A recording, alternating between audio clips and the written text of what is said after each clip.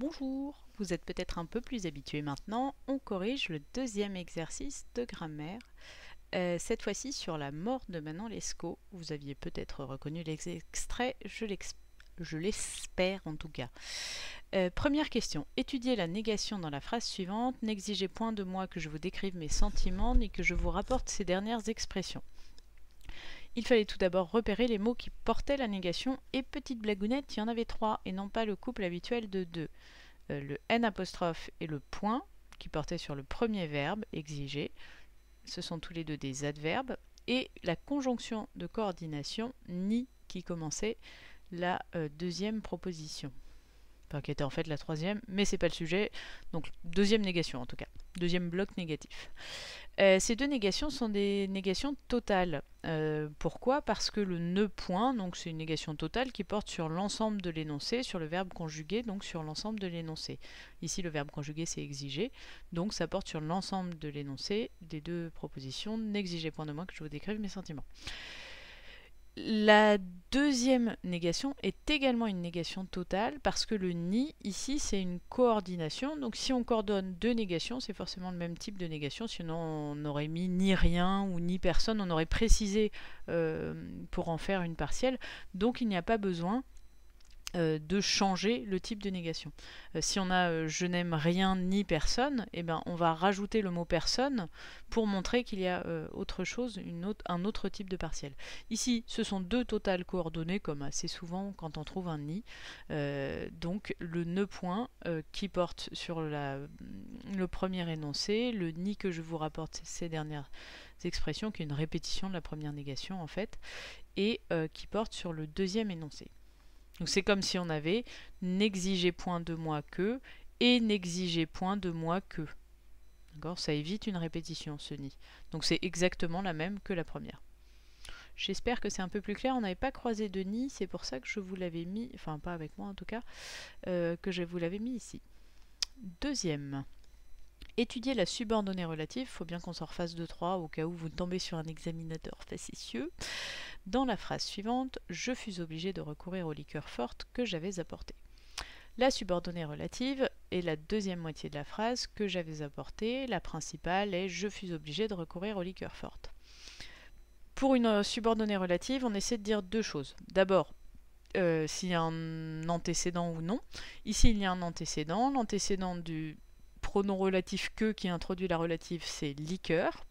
Ce qui veut dire que le que ici reprend le mot liqueur. Bon, c'est pour ça d'ailleurs qu'on met EES au passage. Également, le que ici, dans la subordonnée relative, il joue le rôle de COD du verbe. Il faut préciser ça pour la relative. Il faut à la fois dire quel est son antécédent, donc à quoi elle se rapporte dans la principale, et quel est son rôle dans la subordonnée. Donc le que dans la subordonnée, il est COD. J'avais apporté quoi? Les liqueurs fortes. Cette subordonnée relative, si on veut aller vraiment jusqu'au bout, mais déjà si vous arrivez à dire ça, ce sera pas si mal. Donc si on veut vraiment aller jusqu'au bout, on note que c'est une relative adjective, elle joue le rôle d'adjectif.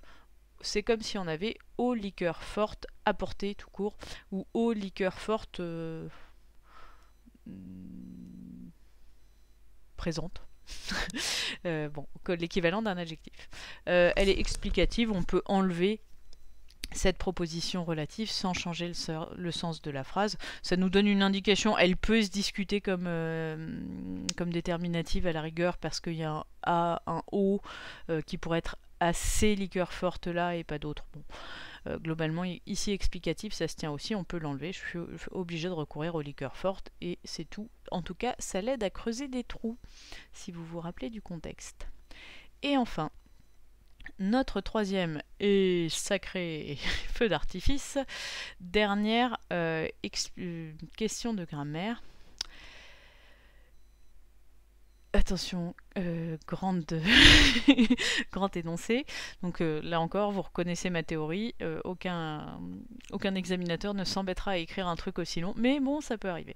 Transformer les deux propositions indépendantes en une principale et sa subordonnée circonstancielle avec un lien logique adapté au sens. Dans tous les cas, vous le faites ça. Vous essayez de trouver le lien qu'il y a entre les deux et de le préciser. Donc phrase de départ. Le ciel ne me trouva sans doute point assez rigoureusement puni, il a voulu que j'ai traîné depuis une vie languissante et misérable. Au passage, on peut la décomposer, ça nous aide à nous y retrouver.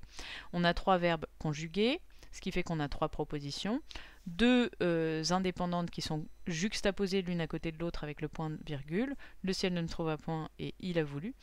Et après, on a une complétive, donc ça vous était pas demandé, mais je vous en informe, ça fait d'autres révisions au passage, une complétive que j'ai traîné depuis une vie languissante et misérable, qui joue le rôle de COD du verbe vouloir. Celle-là, on l'oublie, on ne va pas y toucher. Donc, nos 2 indépendantes, là, il faut maintenant en faire une principale et sa subordonnée. Le ciel ne me trouva sans doute point assez rigoureusement puni, principale, parce qu'il a voulu que j'ai traîné depuis une vie languissante et misérable, subordonnée, circonstancielle de cause. C'est la principale de la complétive, parce qu'il y a un jeu d'emboîtement, mais c'est la subordonnée qui donne le complément circonstanciel, donc de la principale, le ciel ne me trouva sans doute point assez rigoureusement puni. À noter qu'on peut aussi faire l'inverse, avec en mettant la deuxième comme principale et la première qui devient la subordonnée de conséquence. Étant donné que le ciel ne me trouva sans doute point assez rigoureusement puni, il a voulu que j'ai traîné depuis une vie languissante et misérable. Souvent avec cause-conséquence, on a le choix entre les deux, puisque c'est des liens logiques qui sont toujours les mêmes, et donc on peut les inverser facilement entre la principale et sa subordonnée. C'est assez pratique comme façon de reformuler souvent. J'espère que c'était clair. C'était pas la plus facile celle-là. Bon week-end à vous.